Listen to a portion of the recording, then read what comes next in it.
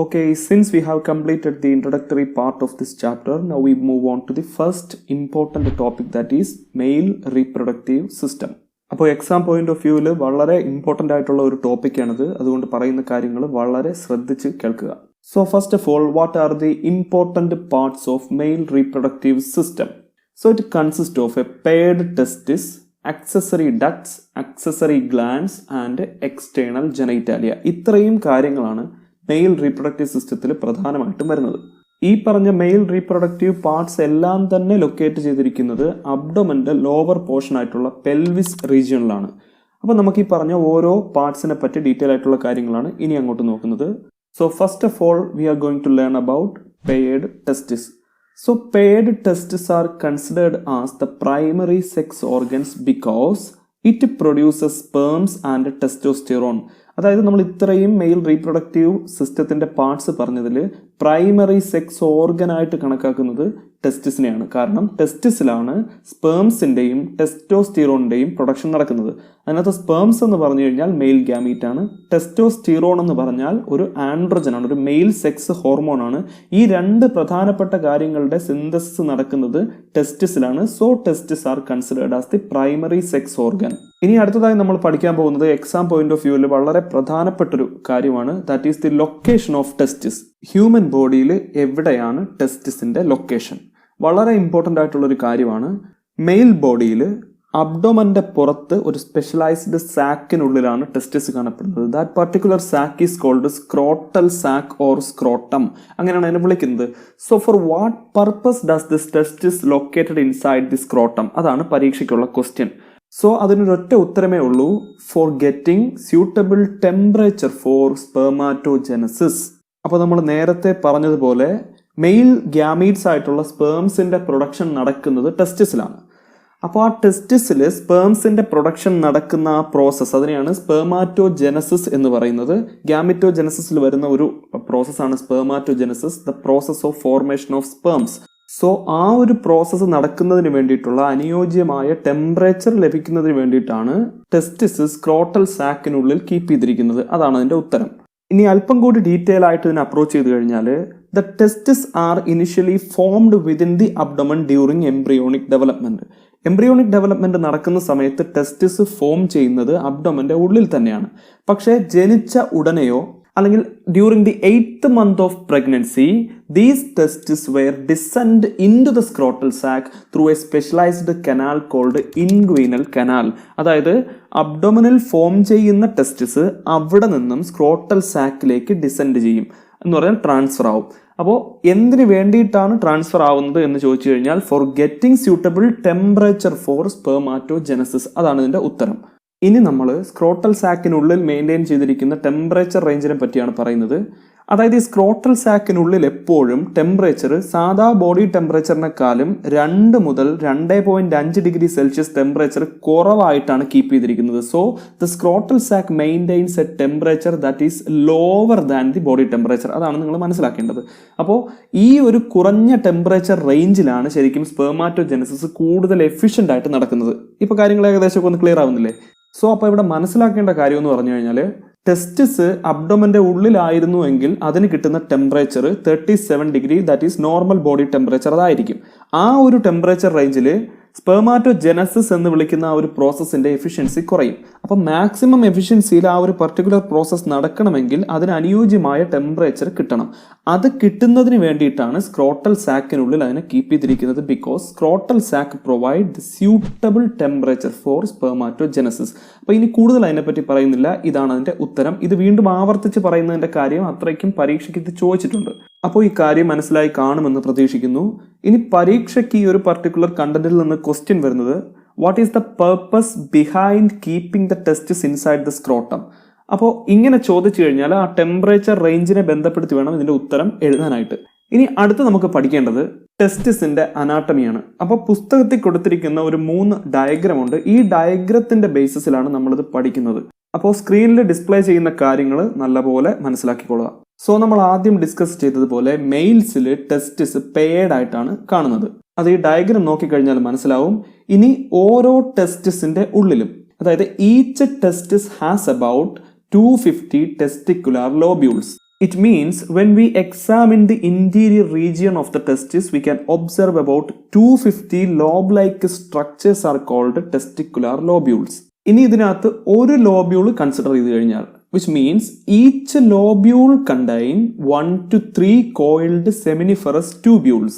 അതായത് ഇവിടുത്തെ anatomical details നല്ലപോലെ മനസ്സിലാക്കുക. ഓരോ ടെസ്റ്റിസിന്റെ ഉള്ളിലും about 250 ടെസ്റ്റിക്കുലാർ ലോബ്യൂൾസ് കാണുന്നുണ്ട്. അതിനകത്ത് ഓരോ ലോബ്യൂളിനുള്ളിലും about 1 to 3 highly coiled seminiferous tubules കാണുന്നുണ്ട്. ഇപ്പൊ ഈ രണ്ട് കാര്യങ്ങൾ മനസ്സിലായല്ലോ. ഇനി നമ്മൾ ഇപ്പോഴീ പറഞ്ഞു നിർത്തിയ സെമിനിഫറസ് ട്യൂബ്യൂളിന്റെ ഉള്ളിലാണ് സ്പെർമാറ്റോജെനസിസ് എന്ന് വിളിക്കുന്ന പ്രോസസ്സ് നടക്കുന്നത്. അപ്പൊ നമുക്ക് സെമിനിഫറസ് ട്യൂബ്യൂളിന്റെ അനാട്ടമി കൂടെ ഒന്ന് പരിശോധിക്കണം. അപ്പോൾ അതിന് വേണ്ട ഡയഗ്രവും പുസ്തകത്തിൽ തന്നെ കൊടുത്തിട്ടുണ്ട്. ഇവിടെ നോക്കിയാൽ മനസ്സിലാവും. ആ റെഡ് കളേർഡ് ബൗണ്ടറിയാണ് സെമിനിഫറസ് ട്യൂബ്യൂളിന്റെ ബൗണ്ടറി. അതിനുള്ളിൽ കാണപ്പെടുന്ന റീജിയൻ ആണ് അതിന്റെ ലൂമൻ. അപ്പോൾ ഇനി പറയുന്ന കാര്യങ്ങൾ ശ്രദ്ധിച്ച് മനസ്സിലാക്കണം. ഈ സെമിനിഫറസ് ട്യൂബ്യൂളിന്റെ ഉൾഭാഗം നമ്മൾ പരിശോധിച്ചാൽ seminiferous tubule is lined internally with spermatogonia and Sertoli cells. അതായത് മെയിൽ റീപ്രൊഡക്ഷനുമായിട്ട് ബന്ധപ്പെട്ട രണ്ട് സൂപ്പർ ഇമ്പോർട്ടന്റ് സെല്ലുകളാണ്. ഒന്ന് സ്പെർമാറ്റോഗോണിയ, അടുത്തത് സെർട്ടോളി സെൽസ്. ഈ സ്പെർമാറ്റോഗോണിയയെ തന്നെയാണ് മെയിൽ ജേം സെൽസ് അല്ലെങ്കിൽ സ്പേം മദർ സെൽ എന്ന് വിളിക്കുന്നത്. അതായത് ഈ സ്പെർമാറ്റോഗോണിയയിൽ നിന്നാണ് സ്പേംസ് പ്രൊഡ്യൂസ് ചെയ്യുന്നത്.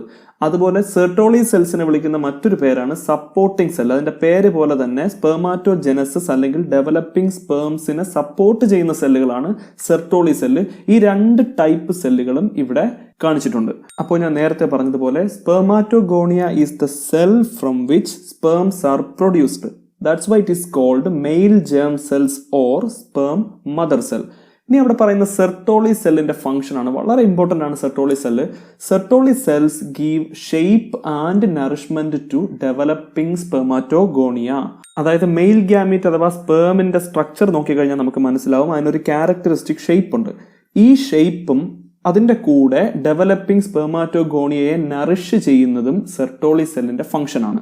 അപ്പോൾ what are the functions of Sertoli cell എന്ന് ക്വസ്റ്റ്യൻ വന്നിട്ടുണ്ട്. അതിന്റെ ഉത്തരം എന്ന് പറയുന്നത് it provides the shape and nourishment to developing spermatogonia. ഇവിടെ ഡെവലപ്പിംഗ് സ്പെർമാറ്റോഗോണിയ എന്ന് പറയുന്നതിൽ കൺഫ്യൂസ് ആവേണ്ട ആവശ്യമില്ല. ഈ സ്പെർമാറ്റോഗോണിയ ഡെവലപ്പ് ചെയ്താണ് സ്പേം ഉണ്ടാകുന്നത്. അപ്പോൾ ആ ഒരു ടേം ശരിക്കും മീൻ ചെയ്യുന്നത് സ്പേംസിന്റെ ഡെവലപ്മെന്റ് തന്നെയാണ്. അപ്പോൾ അതിനെ സപ്പോർട്ട് ചെയ്യുക എന്നുള്ള ഫംഗ്ഷൻ ആണ് സെർട്ടോളി സെൽസ് ചെയ്യുന്നത്. അപ്പോൾ ഇനി നമ്മൾ പഠിക്കാൻ പോകുന്നത് the region outside the seminiferous tubule. അതിനെ ഇന്റർസ്റ്റീഷ്യൽ സ്പേസ് എന്ന് പറയും. ഇവിടെ റെഡ് കളേർഡ് ബോർഡറിൽ കാണിച്ചിരിക്കുന്ന സ്ഥലമാണ്. അവിടുത്തെ അനാട്ടമിയാണ് നമ്മൾ ഇനി പറയാൻ പോകുന്നത്. അപ്പോൾ ആ ഭാഗം നമ്മൾ നോക്കിക്കഴിഞ്ഞാൽ that particular area contains small blood vessels and interstitial cells or Leydig cells. വളരെ ഇമ്പോർട്ടൻ്റ് ആണ്. നേരത്തെ സെർട്ടോളി സെല്ല് പറഞ്ഞതുപോലെ തന്നെ മെയിൽ റീപ്രൊഡക്ഷനിൽ വളരെ ഇമ്പോർട്ടൻ്റ് ആയിട്ട് വരുന്ന മറ്റൊരു ടൈപ്പ് സെല്ലാണ് ലൈഡിക് സെൽ എന്ന് പറയുന്നത്.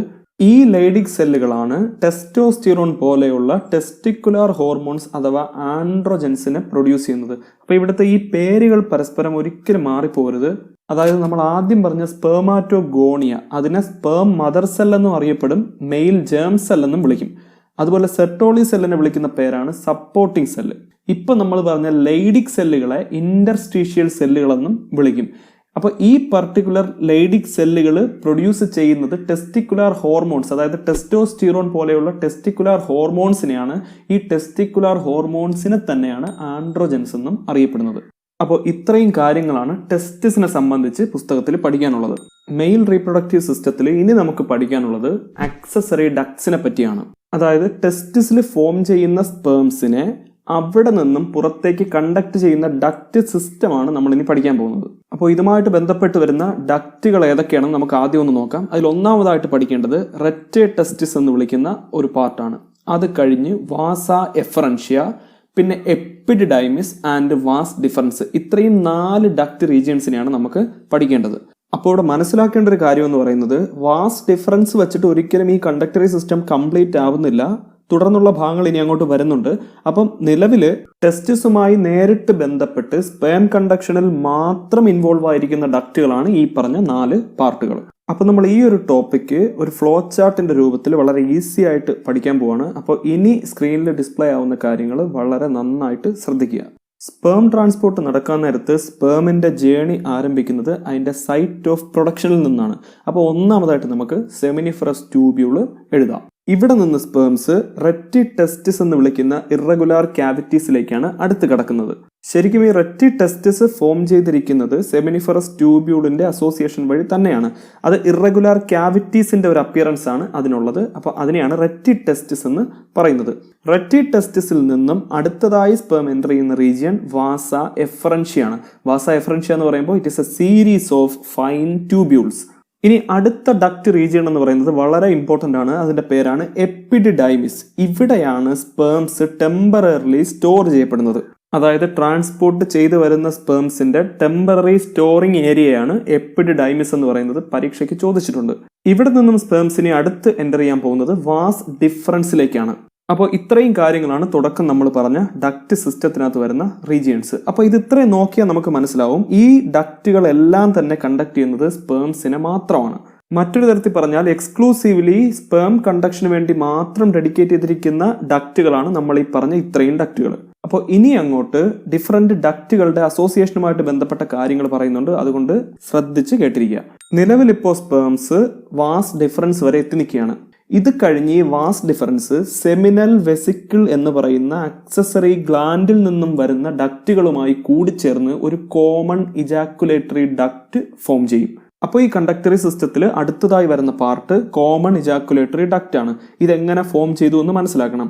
വാസ് ഡിഫറൻസ് സെമിനൽ വെസിക്കിളിൽ നിന്നും ഒറിജിനേറ്റ് ചെയ്യുന്ന ഡക്റ്റുമായി കൂടിച്ചേർന്നുണ്ടാകുന്ന അസോസിയേഷനാണ് കോമൺ ഇജാക്കുലേറ്ററി ഡക്റ്റ്. ഈ ഡക്റ്റ് പിന്നീട് യുറിത്രയിലേക്ക് ഓപ്പൺ ചെയ്യും. യുറിത്ര എന്ന് പറയുന്നത് യൂറിനറി ബ്ലാഡറിൽ നിന്നും ഒറിജിനേറ്റ് ചെയ്യുന്ന ഒരു ഡക്റ്റാണ് യുറിത്ര. അതുകൊണ്ട് തന്നെ നമുക്ക് പറയാൻ പറ്റും യുറിത്ര എന്ന് പറയുന്നത് സ്പേംസിന്റെയും യൂറിന്റെയും ഒരു കോമൺ ട്രാൻസ്പോർട്ട് ഡക്റ്റാണ്. ഈ യുറിത്രയുടെ എക്സ്റ്റേണൽ ഓപ്പണിങ്ങിന്റെ പേരാണ് യുറിത്രൽ മീറ്റസ്. അപ്പോൾ ഇത്രയും പാർട്ടുകളാണ് ഡക്റ്റ് സിസ്റ്റത്തിനകത്ത് നമ്മൾ പഠിച്ചിരിക്കേണ്ടത്. ഇനി നമുക്ക് പഠിക്കേണ്ടത് അക്സസറി ഗ്ലാൻസിനെ പറ്റിയാണ്. അപ്പോൾ അക്സസറി ഗ്ലാൻസിൽ ഉൾപ്പെട്ട ഗ്ലാൻഡുകൾ ഏതൊക്കെയാണെന്നാണ് ആദ്യം നമ്മൾ നോക്കാൻ പോകുന്നത്. അതിൽ വരുന്ന ആൾക്കാരാണ് എ പ്രോസ്റ്റേറ്റ് ഗ്ലാൻഡ്, അടുത്തത് a pair of seminal vesicles and a pair of Cowper's glands or bulbourethral gland. ഈ കോപ്പേഴ്സ് ഗ്ലാൻഡിനെ തന്നെയാണ് ബൾബോ യുറിത്രൽ ഗ്ലാൻഡ് എന്ന് പറയുന്നത്. ഈ 3 ടൈപ്പ് ഗ്ലാൻഡുകളാണ് അക്സസറി ഗ്ലാൻഡ്സ് ആയിട്ട് ഇവിടെ പറയുന്നത്. ഈ 3 ഗ്ലാൻഡുകളുടെയും കളക്റ്റീവ് സെക്രീഷനെയാണ് സെമിനൽ പ്ലാസ്മ എന്ന് പറയുന്നത്. സെമിനൽ പ്ലാസ്മ വളരെ ഇമ്പോർട്ടൻ്റ് ആയിട്ടുള്ള ഒരു സെക്രീഷനാണ്. ഇത് ഫോം ചെയ്യുന്നത് ഈ 3 ഗ്ലാൻഡിന്റെയും സെക്രീഷൻസ് കൂടിച്ചേരുമ്പോഴാണ്. അപ്പോൾ ഈ 3 ഗ്ലാൻഡിന്റെയും കളക്റ്റീവ് സെക്രീഷനെ വിളിക്കുന്ന പേരാണ് സെമിനൽ പ്ലാസ്മ. ഇനി സെമിനൽ പ്ലാസ്മയുടെ ഒരു പ്രത്യേകത എന്ന് പറഞ്ഞാൽ it is rich in fructose, calcium and enzymes. വളരെ ഇമ്പോർട്ടൻ്റ് ആണ് സെമിനൽ പ്ലാസ്മയിലെ കമ്പോണൻസ്. പ്രധാനമായിട്ടും ഫ്രക്ടോസ് എന്ന് വിളിക്കുന്ന ഷുഗർ, കാൽഷ്യം അയോൺസ്, പിന്നെ അസോസിയേറ്റഡ് എൻസൈംസ്, ഇത്രയും ചേർന്നതാണ് ശരിക്കും സെമിനൽ പ്ലാസ്മ. അപ്പോൾ അക്സസറി ഗ്ലാൻസിന്റെ കളക്റ്റീവ് സെക്രീഷൻ ആയിട്ടുള്ള സെമിനൽ പ്ലാസ്മയും ടെസ്റ്റിസിൽ നിന്ന് ട്രാൻസ്പോർട്ട് ചെയ്തു വരുന്ന സ്പേംസും തമ്മിൽ ചേരുമ്പോൾ ഉണ്ടാകുന്ന കളക്റ്റീവ് സെക്രീഷനെയാണ് സെമൻ എന്ന് വിളിക്കുന്നത്. വളരെ ഇമ്പോർട്ടൻ്റ് ആണ്, പരീക്ഷയ്ക്ക് ചോദിച്ചിട്ടുള്ളതാണ്. Seminal plasma plus sperms give semen. ഇനി നമുക്ക് പഠിക്കേണ്ടത് what are the functions of seminal plasma. അതായത് അക്സസറി ഗ്ലാൻസിന്റെ കളക്റ്റീവ് സെക്രീഷൻ ആയിട്ടുള്ള സെമിനൽ പ്ലാസ്മയുടെ ഫങ്ഷൻ എന്തൊക്കെയാണ്.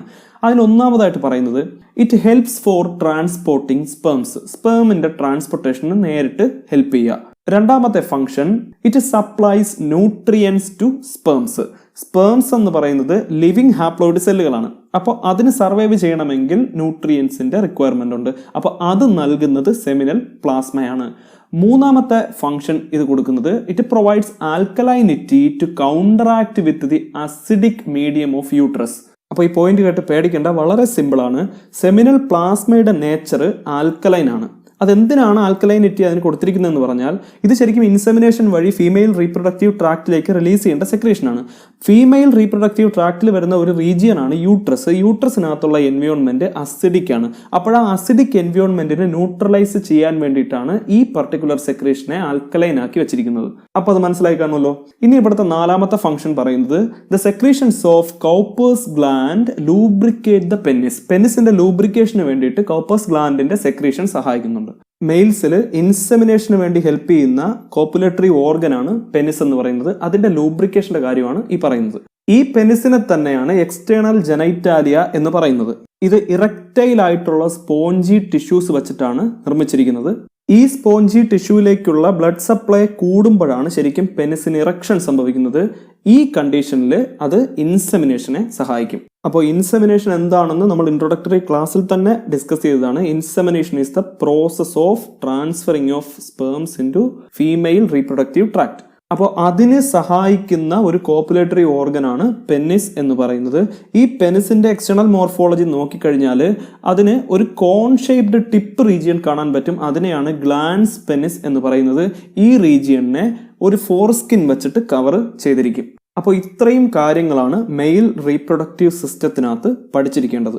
അപ്പോൾ ഇത്രയും നമ്മൾ പഠിച്ചതിൽ ഇമ്പോർട്ടൻ്റ് ആയിട്ടുള്ള കാര്യങ്ങൾ സോർട്ട് ഔട്ട് ചെയ്യുകയാണ് എന്നുണ്ടെങ്കിൽ, first of all, what is the advantage of keeping the testis inside the scrotal sac? അതാണ് ആദ്യമായിട്ട് ഇതിനകത്ത് മനസ്സിലാക്കേണ്ടത്. അപ്പോൾ എന്തിനു വേണ്ടിയിട്ടാണ് അങ്ങനെ ചെയ്തിരിക്കുന്നത്? For getting suitable temperature. അതാണ് അതിൻ്റെ മെയിൻ അഡ്വാൻറ്റേജ് എന്ന് പറയുന്നത്. അത് കഴിഞ്ഞ് ഇതിനകത്ത് ഇമ്പോർട്ടൻ്റ് ആയിട്ട് വരുന്ന കാര്യമാണ് സെമിനിഫറസ് ട്യൂബ്യൂളിന്റെ അനാട്ടമി. അതിനകത്ത് നമ്മൾ പഠിച്ച 2 ടൈപ്പ് സെല്ലുകൾ, 3 ടൈപ്പ് സെല്ലുകൾ, അത് spermatogonia, Sertoli cells and Leydig cells. ഈ 3 ടൈപ്പ് സെല്ലുകളുടെ പർപ്പസ് അത് അറിഞ്ഞിരിക്കണം. അതിനുശേഷം നമ്മൾ പോയത് ആക്സസറി ഡക്ട്സിലേക്കാണ്. അത് ആ ഫ്ലോ ചാർട്ടിന്റെ ഓവർവ്യൂ ജസ്റ്റ് ഒന്ന് അറിഞ്ഞിരിക്കുക. അതിനകത്ത് തന്നെ ഇമ്പോർട്ടൻ്റ് ആയിട്ടുള്ള കുറച്ച് പാർട്സ് ഉണ്ട്. ഉദാഹരണം എപ്പിഡിഡൈമിസ് എന്തിനു വേണ്ടിയിട്ടാണെന്ന് ഓർമ്മ കാണുമെന്ന് വിശ്വസിക്കുന്നു. For the temporary storage of sperms. അതിനുശേഷം നമ്മൾ പഠിച്ച one of the most important ടോപ്പിക്കാണ് ആക്സസറി ഗ്ലാൻസ്. അപ്പോൾ ആക്സസറി ഗ്ലാൻസ് ഏതൊക്കെയാണ് എന്ന് പഠിച്ചിരിക്കണം. ആക്സസറി ഗ്ലാൻസിന്റെ കളക്റ്റീവ് സെക്രീഷൻ, അതിനെ സെമിനൽ പ്ലാസ്മ എന്നാണ് വിളിക്കുന്നത്. ആ സെമിനൽ പ്ലാസ്മയും സ്പേംസും തമ്മിൽ ചേരുമ്പോഴാണ് സെമൻ എന്ന് വിളിക്കുന്ന സെക്രീഷൻ ഫോം ചെയ്യുന്നത്. അതിനുശേഷം സെമിനൽ പ്ലാസ്മയുടെ ഫങ്ഷൻസ്. ഇത്രയും കാര്യങ്ങളാണ് ഇതിന് മുന്നേ എക്സാമിന് ചോദിച്ചിട്ടുള്ള പാർട്സ് എന്ന് പറയുന്നത്. അപ്പോൾ ഇതിനെപ്പറ്റിയുള്ള കാര്യങ്ങൾ നന്നായിട്ട് മനസ്സിലാക്കുക.